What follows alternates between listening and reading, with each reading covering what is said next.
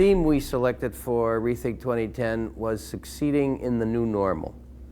The new normal is a term that has kind of become wallpaper to a lot of people. And the reason it's become wallpaper is that they hear from others that this is the new normal already and they haven't done any changing and things are still going well, and maybe I won't have to change, because change is incredibly difficult and there's a lot of denial about, well, just how much of a new normal is this? Oh, we've asked these questions, same questions 30 years ago, and now we're just asking the same questions again. Well, what we tried to do with this 3 days here at Rethink 2010 is to shake people up a bit, or a lot if we could, about the imperative need to accept that this is a new normal. We had a presentation on Tuesday entitled "Transformation is Not an Option," which was about the transformation of research. And the new normal is not an option either anymore, it's here. And the most significant, probably the most controversial session that we had was one that was entitled "The New Mainstream," which was intended to help people gain insights into the new consumer in the new normal. Now, the mindset that everybody brings to that is, oh, well, I'm going to learn about the busier consumer and the multitasking consumer and the single mom consumer and the coping with the economic crisis consumer. Those are all the new consumer things that people are comfortable with because it's consistent with the schema that they have, that exists. But that's not what the new mainstream is about. The new mainstream is about changes in America that many people are talking about and predicting, but nobody's doing much about because they're not yet fact. One that people will understand, because it does fit their schema, is what's the average American family? And the typical average American family is a husband and a wife and 2 kids.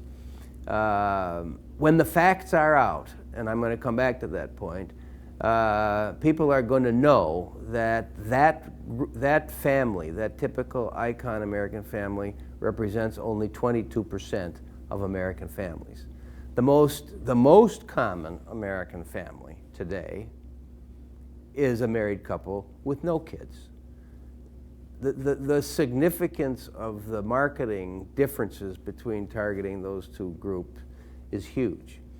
Now that's not a multicultural difference, but once we get into the details of the multicultural makeup of America, we are going to learn things like the 2 most populous states of the Union, the non-white Hispanic is no longer the majority. And I mean, even the word non-white Hispanic, which we used to call Caucasians, is now suggestive of singular change. In the top 15 television markets in the country, the non-white Hispanic no longer makes up the majority. In fact, they're in a significant minority in most of these markets. Now, the way most advertisers have coped with that is that they hire Joe or Jose to be in their head of their multicultural department.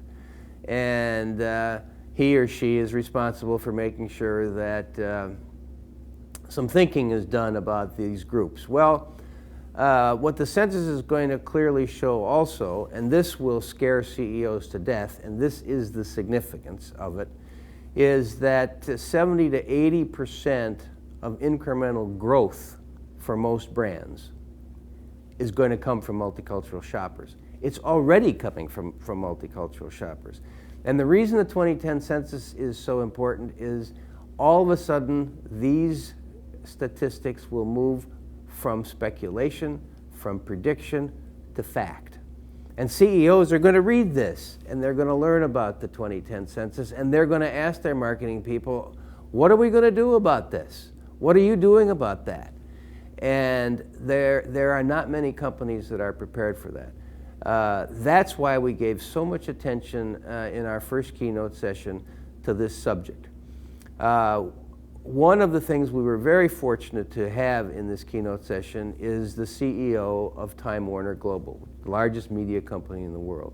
He understands this.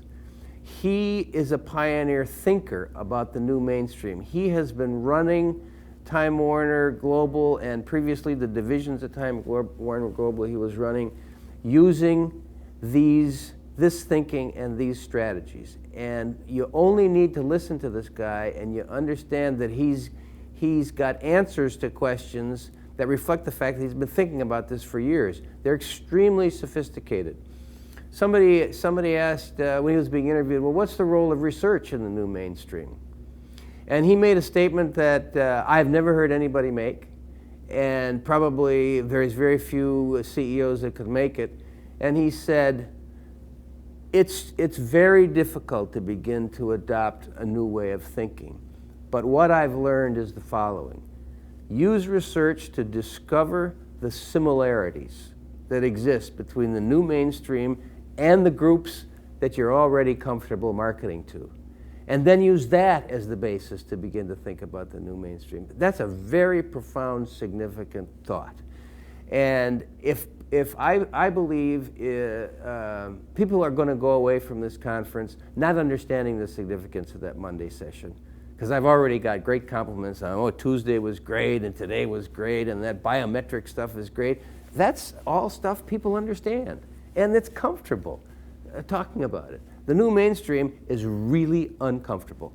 And in a year or so, if the census is out by the time we have Rethink 2011, and maybe it won't be, people are going to remember that we put this subject in a very priority position, and hopefully they'll look at our other leading edge subjects that we put front and center at our conferences in the future in the same way. I think that's another really common schema that people are comfortable with. Oh yeah, I start with data, then I have to analyze it and get some insights, and if I'm really lucky, I'll turn that into knowledge, which will then become wisdom and everybody will accept it. That's not the way the world works. It's very, very difficult to get people to put into practice what we know. And the ARF knows more about what is known about marketing and advertising than anybody. We have a knowledge center run by Steve Rappaport, who's a genius at figuring out how to collect this stuff, how to vet this stuff, and how to make sure that when something is attributed to the ARF or comes from the ARF, that it is as true as it can be. It is as supported as it can be. Now, when Steve's journey is over and my journey is over, if we get the ARF to the point where a CEO is asked to approve this expenditure of a very large amount of money on a particular research project or the launch of a new product or whatever, the question we want him to ask when it comes to the research support is, what does the ARF think of that? We're not there yet. But the most important thing about knowledge is understanding what it is and then getting it applied. And our jobs or a big job of the Advertising Research Foundation is to integrate that knowledge into practices. And we have tools developed under Steve's leadership of we call Power Search. We're developing others, things like Knowledge at Hand, Tap an Expert, that are going to help people understand what is known before they make these tough decisions. We had a great session today at Rethink 2010 on the state of biological measurement, or more commonly called biometric measurement, of advertising. Now everybody thinks this is the great new thing. And Jerry Zaltman, who probably knows how to think about this subject better than anybody, moderated this session. And he reminded us all that none of the tools that we're using are new. They've been around for years, but there are some new things that are enabling us to learn more, and he believes we are learning more about what influences people and understanding why they do what they do. And he was very troubled at the end of the presentation today. And I asked him why, and he said, you know, here's why I'm troubled. He says, we can sit in this room and obviously have a fantastically interesting session and people jumping out of their chairs to ask questions at the end for 45 minutes. But if we don't get this knowledge to integrate it into the practices of the brain managers, he calls them, the creative people in the advertising agencies, he said, we haven't accomplished anything other than just stimulating ourselves. And moving from A to B is what needs to happen. But you first have to establish A, and that's what this success in the new normal tried to do. And hopefully by next year, we can talk about some progress in moving from A to B. Like we're already thinking about doing a workshop with the same people that were on that biometric panel, directed at the creative people in agencies, the brain managers, directed at the account planning people in agencies, and then sprinkling in the advertisers who spend the money. This idea came to me by a brilliant piece of research that was done by a man named Sebastian Leone, who's the chief corporate science officer of Mars, Inc. And he had an idea, he had a concern that they have almost 1,000 marketing people around the world. And he had a concern that because we don't in marketing have a core body of knowledge that people can go to, and that's another thing the ARF is trying to do, that his key marketing people were using different sets of assumptions to make decisions on the same brands, spending lots of money. So he did a test. He picked 6 subjects, 6 topics that he believes and the industry believes are absolutely true. Empirical generalizations, we would call them. And they've been supported and resupported, and everybody believes they're true, like us in research. The advertising elasticity was one of the topics, and the assumption, that's a little different story, but we've learned this separately. The assumption is that there is an advertising elasticity, and that if you spend money in advertising, you will grow your business. He found that to be true in various ways around the world. It's not true in the same way everywhere. I'm trying to think of the most obvious one. It is cheaper to keep a customer than it is to acquire a new customer, for instance. Things like that, which Andrew Ehrenberg believes. Anyway, who we honored today. Anyway, he tested these 6 empirical generalizations. And out of the 6, the highest, he asked his marketing people, do you agree, disagree, or are you on the fence about this particular rule, I think he called them rules, that you use for your marketing decision making. The highest agreement number he got was 37%. The highest, that was the highest. I think they ranged from 20 to 37%. And he also found that out of his 950 marketing people that he tested, only 15% of them shared any marketing principles in common. So the point there is, we know a lot, but if we don't get it out there and integrated into the decision-making process, and that's one thing that these Rethink conferences begin to do, we won't have the impact, because it's one thing to know it and another thing not to act on it. Jerry Zaltman said to me a few years ago, he said, my biggest frustration is watching smart people do dumb things. And that's one of the reasons smart people do dumb things, because they haven't had access to the knowledge. We had a pretty heavy discussion on multicultural, and one of the ideas, or one of the ways of thinking about marketing and advertising to the new mainstream would be to think about these markets that are now moving from white majority to minority majority markets as emerging markets, and beginning to treat them in that fashion.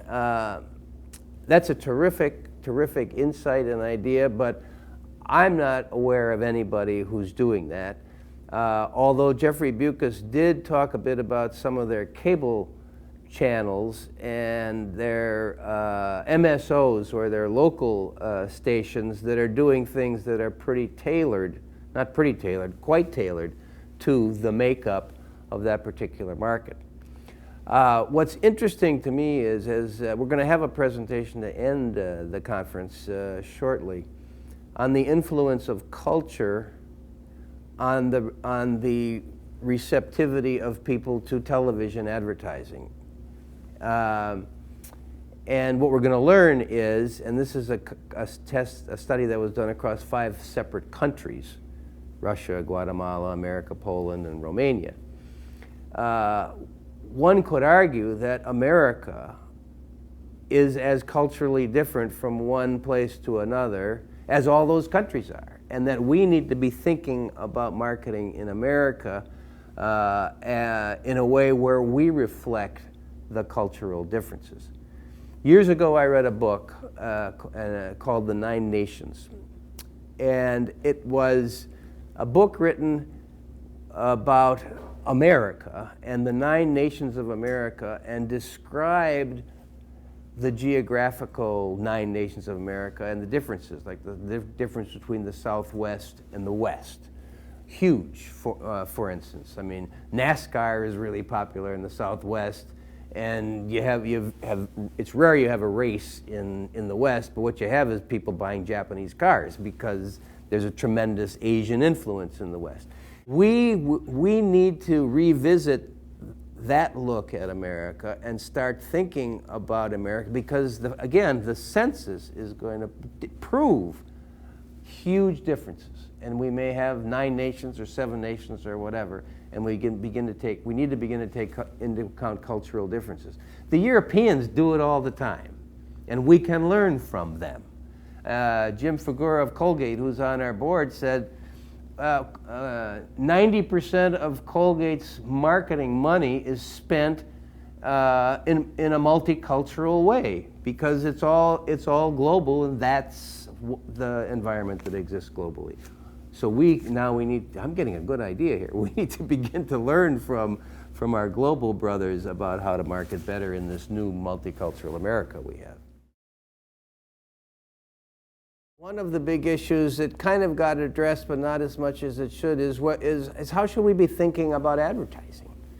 And for me, it would be great if we would just excise the word advertising out of our vocabulary, because it's not our schema of advertising, and somebody described it at the meeting, is that the advertiser creates a message and then tries to inject or bombard the potential consumer with that message. That's not a model that's acceptable anymore. Consumers are too smart, they're too much in control, and importantly, huge difference in the new normal is that paid media ranks 3rd in the buckets that influence people's brand choices, whereas in the past it always ranked number 1. We need to be thinking about influence.